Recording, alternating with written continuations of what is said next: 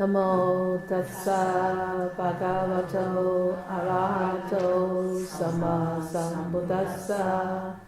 Namo tassa bhagavato arahato sama sambuddhassa.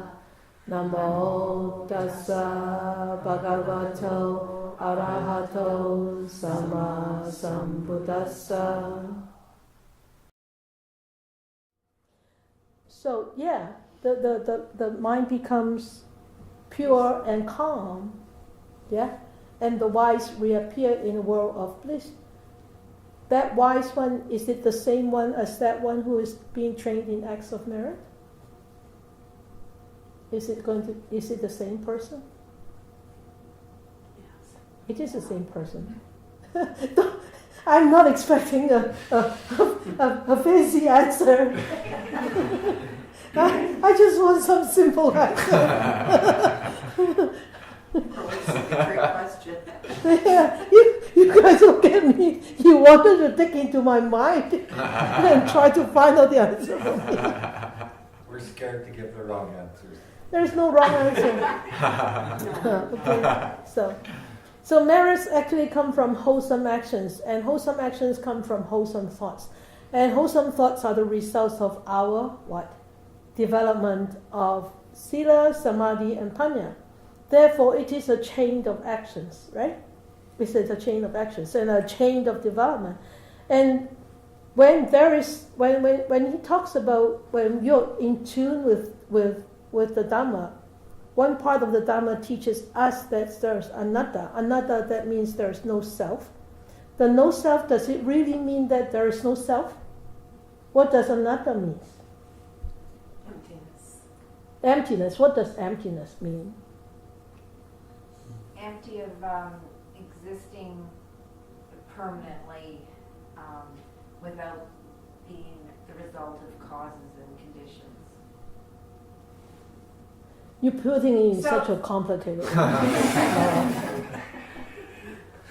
See in simple terms. Well, there's nothing fixed. We're not this fixed person that's never changing. We're always evolving, and Okay. we're acted upon by other things.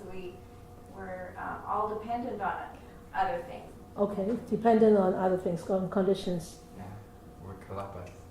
We're kalapas, okay. I mean, our existence is conditional. Very Right. good. So that is the reason why that there's no permanence in there, because the conditions, they always change. Keep changing. They So your existence keep changing. keep changing. So there is no inherent self in you. Thank God. Thank Buddha. Thank Buddha. Yeah. So there is no inherent self, right? So remember, when people ask you what is anatta, there's no self. It's so simple. Give a simple answer, please. It's changing all the time. Changing all the time. We are conditioned. Yes. So who is you? You can't put your finger on it. No, you can't. I? No. You? Yeah? No. We are all conditioned. Even this is all conditioned. Made up with flesh, skin, bone, blood, feelings, water, fire. So we are all conditioned. So no self means that we are all conditioned. And there is no inherent self, which we think a lot of times, we think that we are really truly existing. Yes, we are existing. Yes, that is the apparent truth. Remember? That's the apparent truth. The ultimate truth is we are conditioned. We are conditioned. And because of that, we are conditioned. And because all conditions keep changing, so there is no inherent existence. Right? Simple. Yes. So next time when I ask you anatta, give me a simple answer. Is this one simple enough? Yes? It's like a river. Like a rebirth? River. River, yes, never the same. Yeah. Never the same. Morning, afternoon, in the evening, you jump into the river, you dip your foot into it. It's never the same water, yes. So could you say there's no fixed self?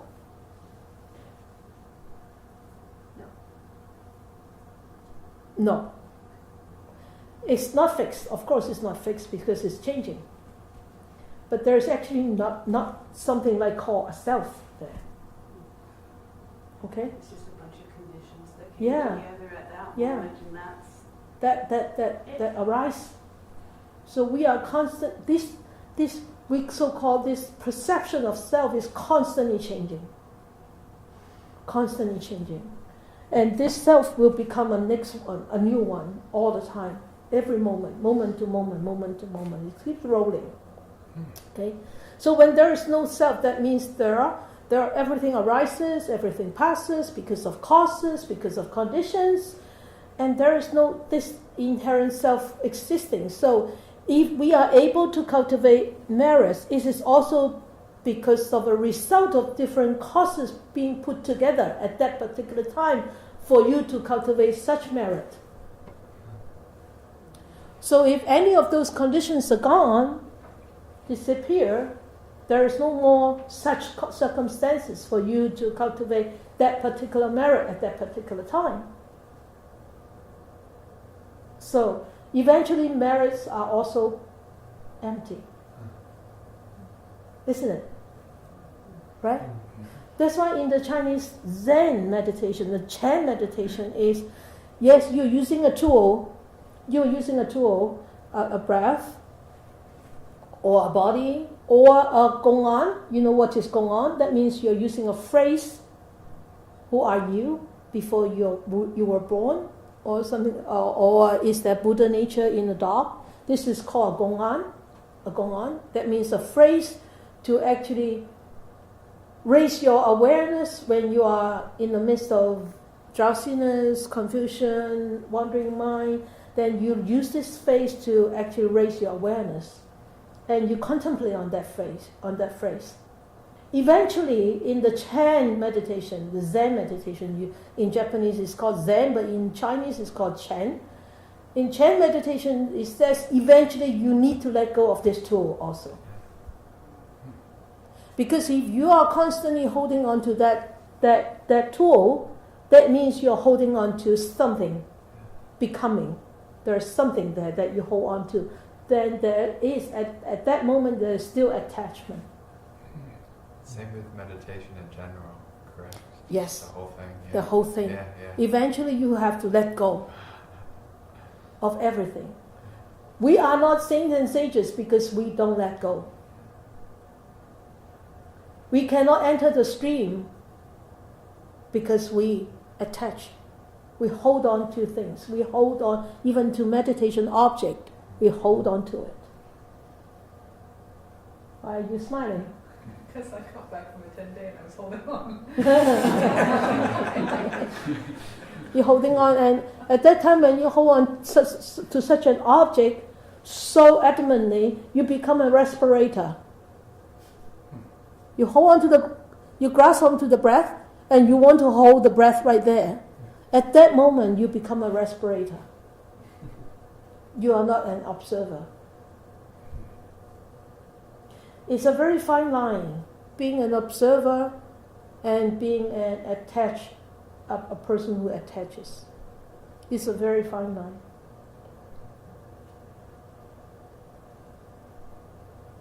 You all look very serious. Okay, so if we start to see it in this way, and let go of our acts of even generosity, even a donation that I have given, or I have given big donations, or little donations, after having done it, if we cling on to that thought, there is actually no act of generosity. There's no act of dana whatsoever. Remember the story I told you last week about the emperor? He asked the Bodhidharma, the monk, he said, what kind of merits do I have? I have supported the Sangha, I have built so many monasteries, I have helped the monastic to propagate the teachings of the Buddha, and monk Bodhidharma said, you have no merits. You have 0 merits. And he was furious. You see, that's the one level of look. He was furious because he thought that he will be very meritorious because he has, given out so much, right? But monk Bodhidharma said, you have none whatsoever. In Bodhidharma's eyes, of course, there's nothing in there because everything is arising and passing. Everything is conditioned. So where is everything? Right? Why are you laughing? Well, we were just studying the sutta that said there are more merits in a moment of anicca than in all the things you can give the Buddha Sambuddha. Yeah. And I found that difficult to understand until you said it now. Good. So it clears up all your doubt. Yes. Yeah. Well, not all. Well, just at this moment. Claim to a bit. Yeah, at this moment it clears up. Yeah, that's because when you're clinging on to your gifts or the way that you give or whatever parami that you have cultivated, then you are actually attaching.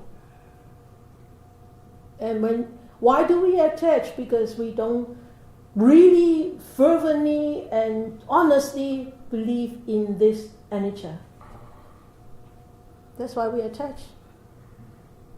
If we fervently and honestly and experientially knowing that everything comes and goes, we won't attach. And we won't get angry. No, we won't or get upset. But because deep down in the mind, it really doesn't understand. On the surface, we do know how to talk about anicca. We keep talking about it. Anicca, right? But when things happen, when circumstances come, and we still react because deep down we haven't understood. So that's why it's the very first important thing about meditation is when you meditate, the very first thing that you really need to develop is that development of understanding anicca through your own experience, your meditative experience. Okay. So this letting go and this understanding it can become a mode of life to strengthen your spiritual life. Okay. A lot of times when the concept of merits being taught, being expounded, especially by monastics,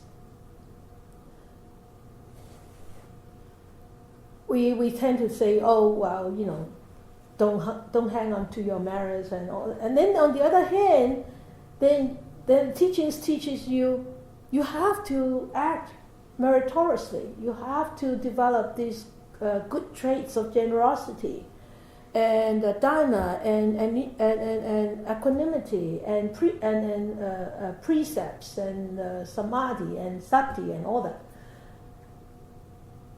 And then the other hand, you say, oh, well, these are all empty. You don't have to, and then you don't have to really dive into it. On that, this could become very confusing, especially for householder, right?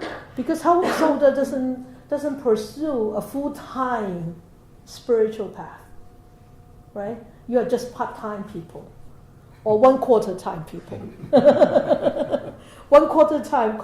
You're quarter-time practitioner or half-time practitioner or part-time practitioner. So it could be confusing.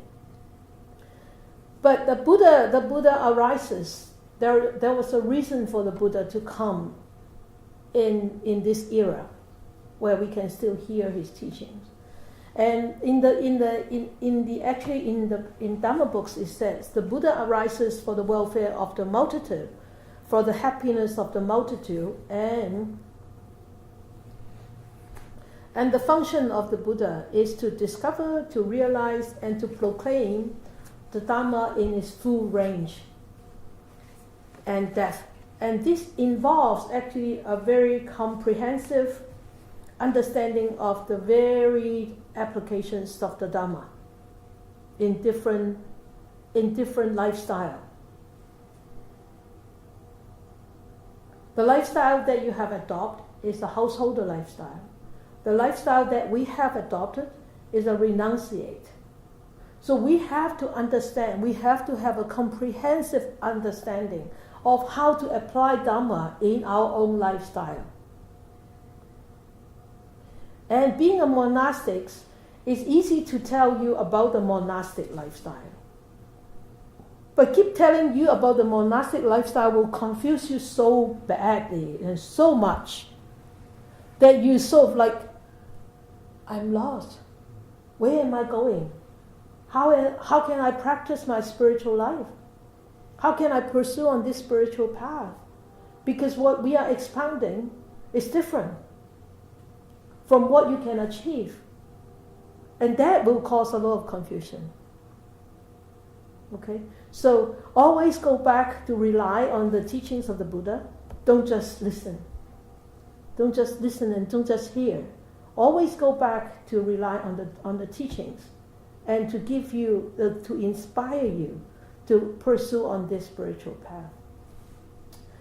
Okay, most of you have this book, remember? I've got a lovely book cover. That's why you don't know what book I'm using. So you know this book in the Buddha's word. Okay, have you read this book? We have it in our library. Yeah, well, it's a wonderful book. Go back and read it when you have time, especially when you're doing long time service. This is a wonderful book. We have studied this book. We have used almost 3 years to finish studying this book. Wow. Way back in the old place, huh? And I think we should study this book again one day. Are you still doing this Saturday book reading? We start again in the fall. Oh, you start again in the fall. Summertime is the next time. You see? Householder. Householder. Children are home that Huh? Children are home all the time. Children? Are home all the time this summer. Yeah. Yeah. Okay. So, and the dimension in this monastic world, the dimension in the household world is very different, but it is a very close. It could be a very close interactive relationship. It could be a very close, like us, we have a very close relationship, right? And so, yeah, you can use us as your example, as your role model on how to pursue on a path, but don't overpower yourself, don't over push yourself to follow our path, because you're going to create so much problems for you and your family, especially for the family. For the so-called Buddhists, they are very enthusiastic and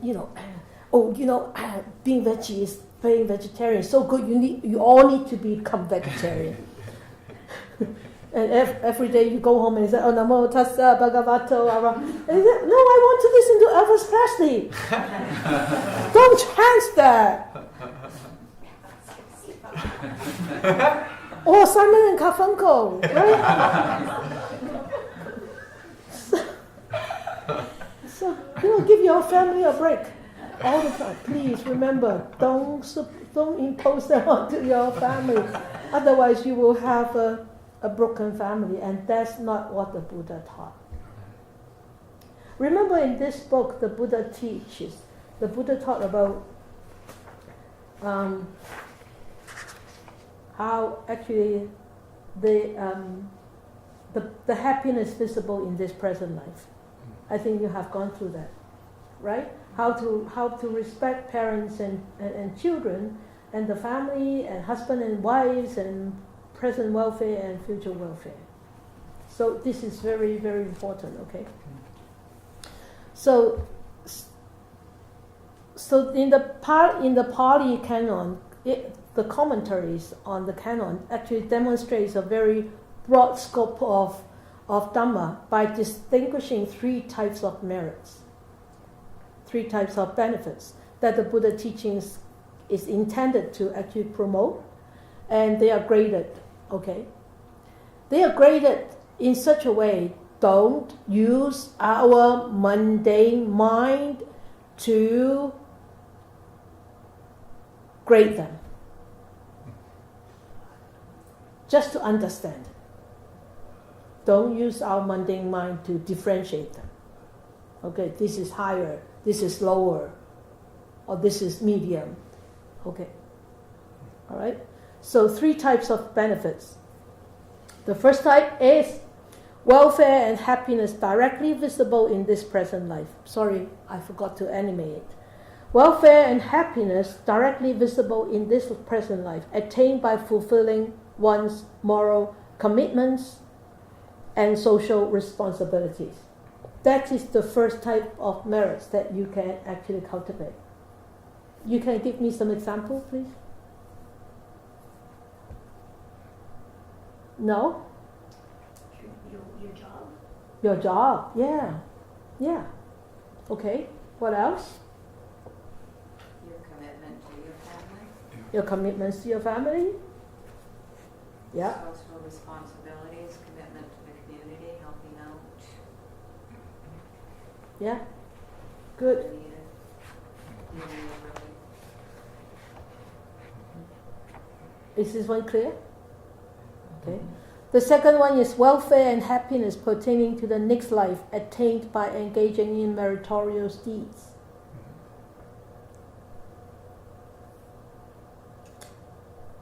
Now this is a question, right, Laurie? Meritorious deeds. Hospice volunteers. Generosity, hospice service. Why would hospice service be meritorious?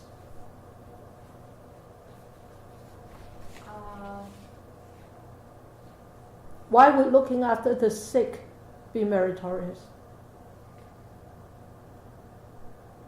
What do you develop? Compassion. Compassion, good. Generosity. Tolerance. Insight. Tolerance, yes. Insight into your own Wisdom. Wisdom, okay. yeah, insight into your own path, where Insight into your own path. insight into Your own path. yeah, into your own demise, like your ending, like They are teaching you. yes, Yes. absolutely. Gratitude. Yes, correct. All of them. All of them, yeah. You see, meritorious deeds, not really just verbal, physical actions. It's the quality of the mind. The quality of the mind when you do things, when you serve people. So if you go to hospice and you go in without compassion, without loving kindness, you just do it as a volunteer job. I go in because it's Friday, I need to go and volunteer. Do you think you can get some merits? Probably get a heartache. Yeah, probably get a heartache. Yeah.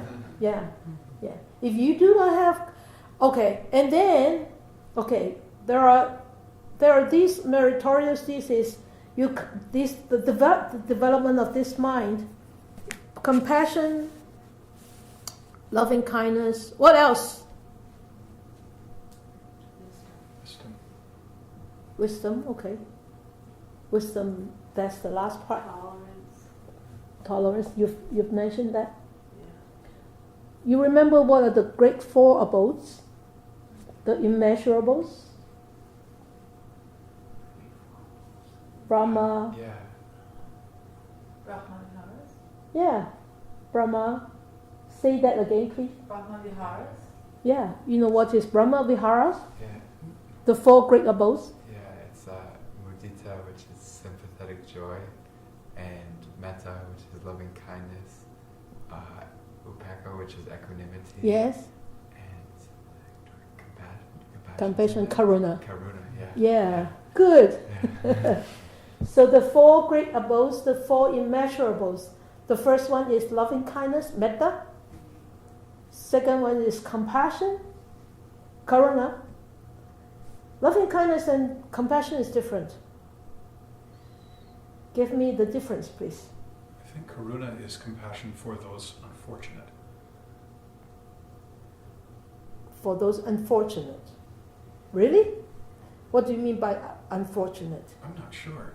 Okay. Good. That's only a definition I've read. Okay. What is metta? Loving kindness. It's unconditional love. Unconditional love. What is unconditional love? You don't want anything in return. It's just given. Nothing is expected back. Okay, good. Unconditional love. And what is karuna? Compassion. What is karuna? Compassion. Seeing others suffer and Wanting to find help a way to them. alleviate that suffering. Yeah, wanting that's the to difference. relieve their suffering. Alleviate others' sufferings. That's the difference. Loving kindness is wanting to give love, loving. Compassion is alleviate sufferings. So you could have loving kindness for yourself. You can have karuna for yourself too, right? You have to love yourself, and then you have to help yourself to liberate from your own sufferings. Yeah? Okay. The third one is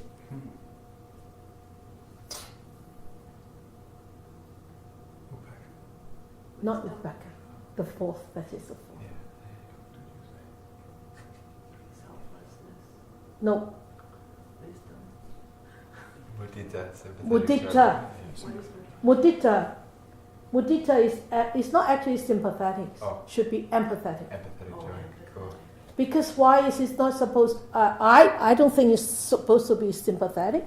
I don't think it's sympathetic because sympathetic that when you have sympathy for somebody, that means they are more inferior. You are more superior. Yeah, true. Okay, that's why I like to use empathetic. Cool. Empathetic, that means we're equal. Yeah.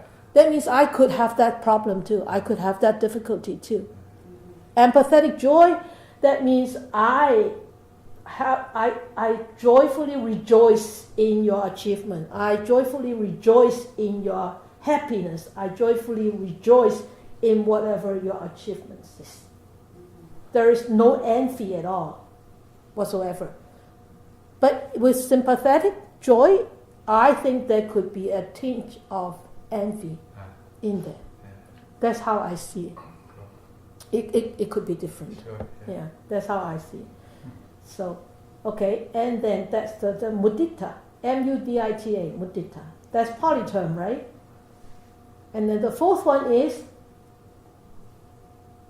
upekkha. Upekkha is equanimity. What is equanimity? Things change constantly. And Huh? You accept the changes good, like you don't, what's that called? Attach. Attach, okay. Yeah. What words can you describe equanimity? Balance of the mind. Balance of the mind, very good. Yeah. No reaction. No reaction, very good. Why would you not react? No craving. No differentiation. Why would you not react? We don't react. It's an itch. You guys are so clever. I think it's a detached observation. So you're not attached to it, you just observe. Yeah. You're not active participant in the process. Yes, yeah. It's a very detached observation, a very detached knowing. Equanimity. And it's actually, if you listened just now when during meditation, actually I talk about equanimity in other words. Anybody can remember? Things are constantly changing. Acceptance. acceptance, tolerance. Yeah? Tolerance and balance. That's all. And also detach. Detach is the last very important aspects of equanimity. If you don't detach, there is no way that you can have a balanced mind. That's right. There's too much out there to feel sorry about. You're saying it for yourself, right? I've been really fretting about all the forest burning down. Yes. And Yes. so when I'm detached and I accept, it's okay, everything is still flowing. But when I go into the Forest. suffering of the animals and the people and the Yeah. fire, it's like I'm there with them. So Yeah. I'm learning, To stop jumping into that fire. yeah. Stop. Yeah. So remember, equanimity is letting go. Really letting go. And letting go of what? The most important of letting go is letting go of all those three before equanimity. Letting go of the loving kindness that you have for others, for yourself. Letting go of the compassion that you have for yourself and for others. Letting go of the mudita, the empathetic joy. Letting go of all these because of all conditions. You come back to it. You always come back to this. Right? That's the fascinating part of the Dhamma. You always go back to that ground zero where everything becomes so clear. But we constantly go back to that crazy world and constantly lost ourselves in that crazy world and lacking of those aha moments. We have to keep reminding ourselves. Okay? So, and then the welfare and happiness pertaining to the next life attained by engaging in meritorious deeds. We engage in meritorious deeds is not for the purpose of gaining welfare and happiness in next life. It's because that we understand that is a way for us to practice. That is the path that the wise one has taught. And we totally agree with him. That's why we walk on this path. And if we don't agree, it's okay. Sooner or later, we will come to an agreement because we haven't experienced yet. That's why we can't understand. And when we don't understand, we cannot agree. That's okay. Leave it aside. Until one day you will experience and then you will understand, then you will start to agree. At that time you don't really need to agree. You agree naturally.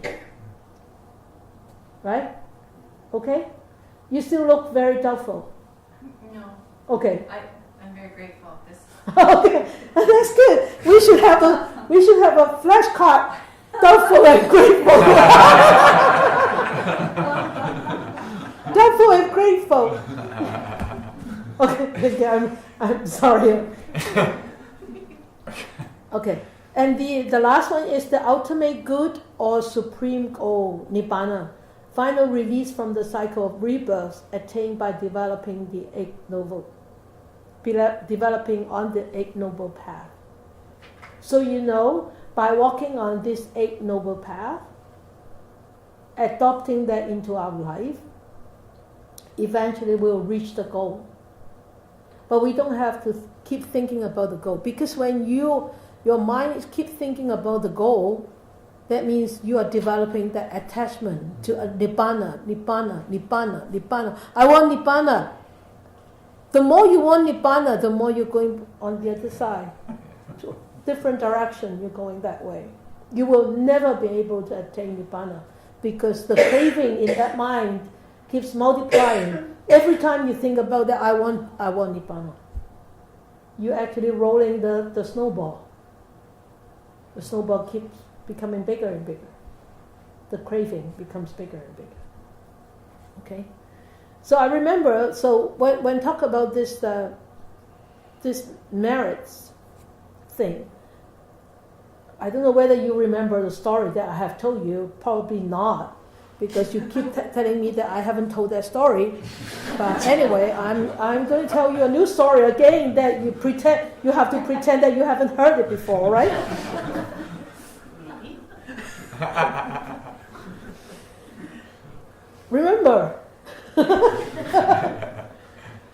Remember how I became a vegetarian?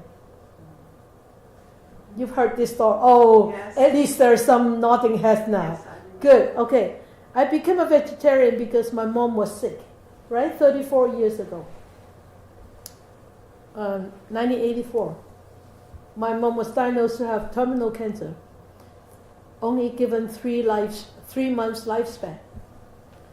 So in one circumstance, in one situation, I met a Buddhist and we talked about our parents and we talk about my mom. I talk about his parents and all that. So, and I asked him. He told me that he is a Buddhist. So I said, okay, in your belief system, because the Buddhist belief system in Chinese are actually very strong. It's in our tradition. But it's just that I'm just one of the odd kind, so I never encounter or never had the interest to actually look into the Buddhist teachings when I was younger. At that time I was 29. So I asked him, so in your belief system, is there anything that we can do for our parents? And he said, well, in our system, we have these 5 precepts, and the first precept is not to kill. I said, I don't kill. I don't kill people. I don't kill anything. Well, I used to kill. I kill. I've killed bunnies. I've killed dogs. I've killed cats. I've killed rats because I was in research, right? But after that, I changed my profession, so I did not kill at that time. I said, I don't kill. And he said, well, no, it's not just that simple. Not killing is you can become a vegetarian. I said, become a vegetarian? Okay. I said, is chicken considered to be in the vegetarian dish? He said, no. I said, oh, that means I have to give up my 3 meals of chicken. And I said, so okay, if I do give up my the chicken that I'm so fond of, is it guaranteed that my mom could be better? Or my mom, because I did not understand anything about this teachings, or my mom could have a very peaceful death. And he said, nobody can guarantee. I said, so why do I need to do it? I said, wouldn't your Buddha come out and help me? Wouldn't your Buddha come out and help my mom? Because I become a vegetarian for the sake of my mom. You sound like a Christian. It sounds like a Christian. Yeah, I was brought up in that religion. So and he said, well, the Buddha will not extend his hand. I said, so if there is no guarantee, why should I do it? He said the guarantee is in your own hand. It's up to you. It's up to you how you do it and why you do it. I said, up to me. He said, yeah, because you will collect merits. The first time I ever heard about the word merits. I said, so what are merits? Can I transfer merits? He said, yeah, you can transfer merits. I said, how? Just like this? Like a bank account? Transferring? Pass from this bank account to that bank account? He said, yeah, something like that. But it's invisible. I said, wow, invisible. I'm a very visible person. And I study science, which is very visible and which needs to be proven all the time, right? I said, invisible? Then I got to believe that in order for it to work, right? He said, well, it's up to you. So it's all in my own hand. But strangely enough, I had total faith in that concept. Strangely enough, overnight I became a vegetarian. Just like that. Just like that. And now it's been 33 years before I ever touch on any word of the Buddha. I became a vegetarian just because of that. And I think because of that faith and because of that really pure intention of wanting my mom to have a better passing. That is a kind of piety, gratitude. And because of that the purity of that thought, I think that I really did have some merits, which I really did transfer to my mom. And my mom also cultivated her own merits, and she outlived all the expectations of all the doctors. Instead of 3 months, she had 1.5 years more. So is it because of me? No. Is it because of mom? Yes. I think it's both. It's our relationship. So that actually gave me a big question mark to think about after my mom passed on. Big question mark. And that's how actually I started learning about the teachings of the Buddha after that big car accident. Right? Killing a chicken. Going back to kill a chicken because I was not hurt. Remember that story? No.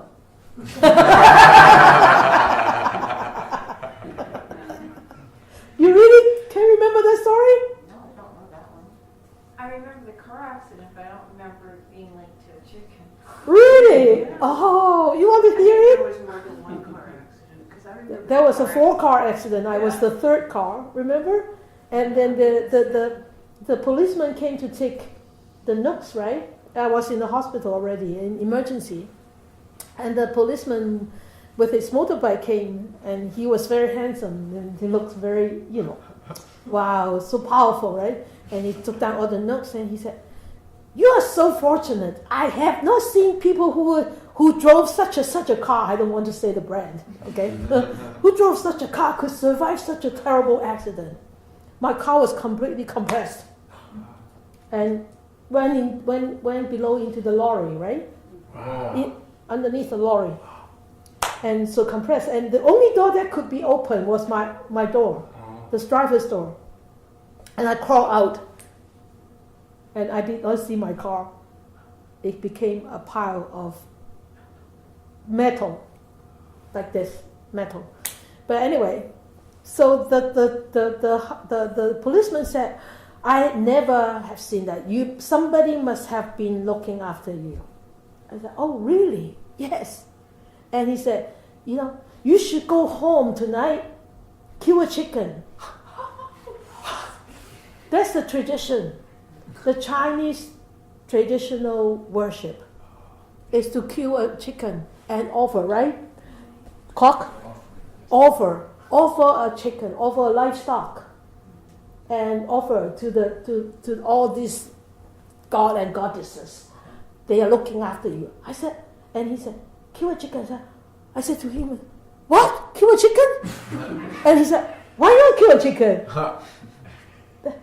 I said, "I'm a vegetarian."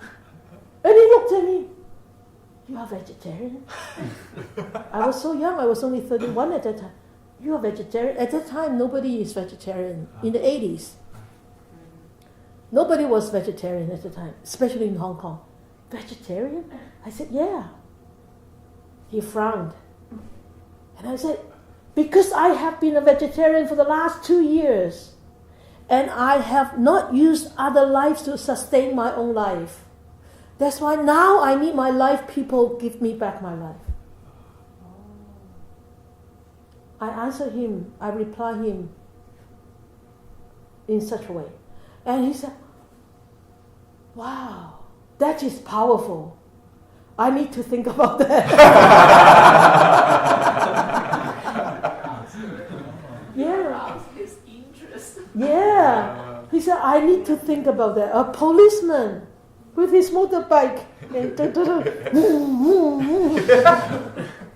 it was a powerful conversation. You better remember this story, okay? I'm not going to repeat this next time. So, I think I actually had a lot of merits for being a vegetarian for that 2 years. And that actually saved my life. Because I haven't used other life to sustain my own life, to sustain my own existence. Okay? So, wow, just talking about merits could take up the whole hour. Okay, so in this book, I think it's on page 167, if you want to go back and read this. Page 167, it says there are 3 bases of merit. It is actually in Anguttara Nikaya, chapter 8, verse 36, okay? And he said there are 3 ways of making merit. One way, the first way, is by giving. And the second way is by developing moral discipline. And the third way is by development of meditation. So, the Buddha said in here, he said, there's a person who has practiced the making of merit by giving only to a limited degree. Limited degree, listen to this, okay? Limited degree, that means they can give $100, but they only give what? $1. They are able to give $100, but they only give $1. Likewise, to a limited degree, he has practiced the making of merit by moral discipline. That means he doesn't pursue much on developing himself in morality. And he also has not undertaken the making of merit by meditation. Meditation doesn't mean just sit there. Meditation means the development of the 4 immeasurables. Okay? And with the breakup of the body after death, he will be reborn among humans in an unfavorable condition. Unfavorable condition, that means he could be poor, he could be sick, right? That is unfavorable. Or he could be born in places where they could be rich, but yet there is no Dhamma. Those are called unfavorable conditions. Yeah?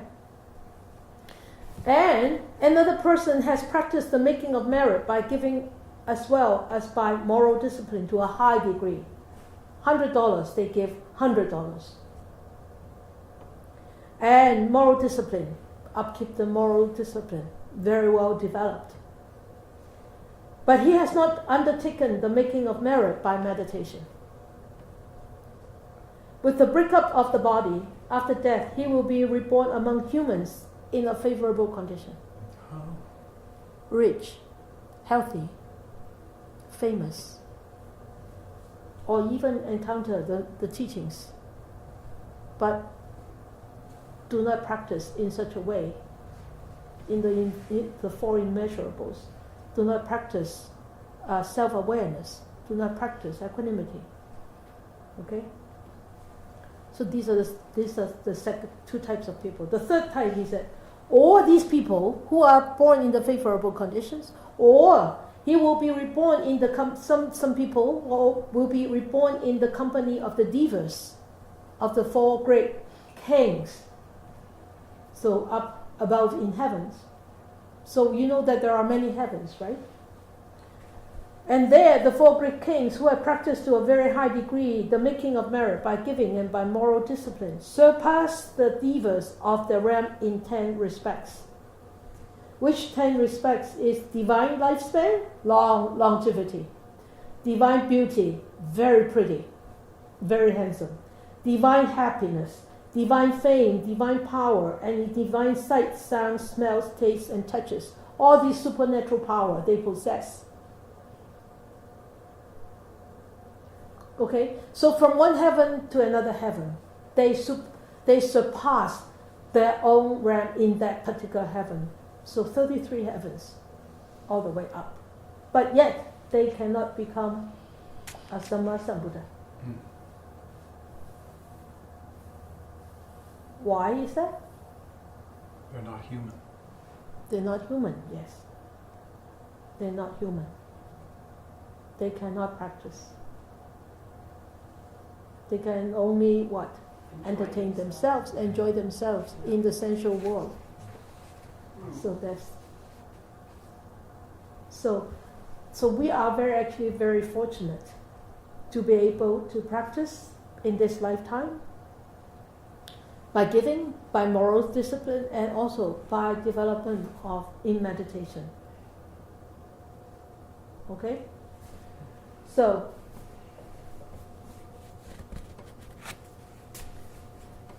is marriage done? Good enough? Okay. Thank you. Okay, so I have one question is ask me to list some top 10 readings. Oh. I have listed some. All these books I have, but some of them are out of print. So if you really want to read them, sorry for those small words. If you really want to read them, I can lend you, but make sure you will give it back to me. Okay. The first book I want everybody to actually read. We actually have studied the first book. I think we spent 2 years in studying that first book, or 1.5 years. The first book is What the Buddha Taught. It's actually very, very basic teachings of the Buddha. And the second one is The Buddhist Tradition by William Theodore de Barry. These are really great authors. And the third one I would like you to read is The Great Disciples of the Buddha, 10 Great Disciples of the Buddha. And the fourth is The First Discourse of the Buddha, talking about the Four Noble Truths, really expounded very, very in very detail. And the fifth one is The Vision of Dhamma, being put together by I never be able to pronounce his name. Yeah. Okay. Okay, by this monk, German monk. No, German monk. German monk. Okay, and it's actually the Vision of Dhamma is the compilation of different discourses. And the sixth one is the Mahayana Buddhism by Paul Williams. And the seventh one is Theravadan Buddhism by Richard Gombrich. Richard Gombrich is a very, very famous scholar, a very wonderful practitioner. And then the eighth one, we go into Mahayana teachings, is the Diamond Sutra and the Sutra of or you can call it the Sixth Patriarch or Huineng. It's being translated by A.F. Price. And the ninth one is the Lotus Sutra. And then the 10th one is the Buddhist Wisdom, which includes the Heart Sutra and the Diamond Sutra by Edward Conze. Edward Conze is a very famous British scholar, and he has written a lot of commentaries on the Mahayana text, and also the great Mahayana text on wisdom. And the last one is The Way to Ultimate Calm, is Wepu Sayadaw, a very renowned monk in Burma. He has passed. And for us, I think these 11 books, we need to read them in this lifetime. Oh yes. I don't read. You have to. Just read a paragraph a day. Pick one book and read a paragraph a day. Yes? Could that be emailed, that list be emailed out? Yes. Okay, please. Okay. Thank you. All right. So, upcoming events. Work day this Sunday coming, and then everybody is welcome to come and join us. Work day. A lot of work to do, garden work too. Yeah. And then August the 1st and the 7th, there is this auspicious blessing ceremony in Vancouver. So remember to send us your gratitude and the repentance messages. We're still very short. I'm sure that you have something to be grateful for. I'm sure that you have something to seek repentance for. Think and send them to us, okay? And then fundraiser for Po Lam, this moon cake. If you want to order, it's still available to order. And there's a poster now. Okay? So please note that there are special events coming. So meditation is cancelled Monday, July 31st and Monday, August the 7th. And there is one thing I want to announce on behalf of Virtuous Neighbor. Is it Virtuous Neighbor? Versus friend, yeah, close. Versus friends close to her. The house was burned down, and they have a blueberry farm just in the house, in the area, and we can go and pick some blueberries for $1.50 a pound. Help them to actually rebuild their house. Please, we pick More than 70 pounds. we pick 75 pounds today. So. Yeah, please support those who are in need. There's a cultivation of, Merit. yeah, and also karuna, right? Karuna. Okay. So thank you, and let us dedicate our merits. Dedicate our merits.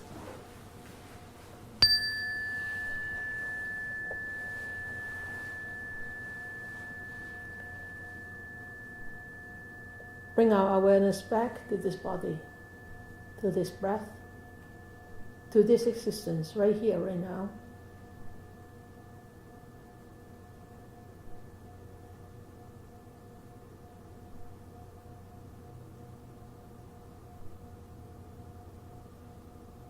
Experiencing these constant changes with this physical and this mental existence. At this time, we allow a good thought to arise on our mind. For all the benefits that I gather from hearing the words of the Buddha, may I share all these benefits with all beings, visible, invisible, human, non-human, big or small, far or near. May they be free of enmity. May they be free of miseries. May they start to live in a world with brightness, warmth, experience, love, and peace. May more and more people will encounter the words of the Buddha, study them, understand, practice them, to liberate themselves from their own difficulties, from their own sufferings, and be happy and be peaceful.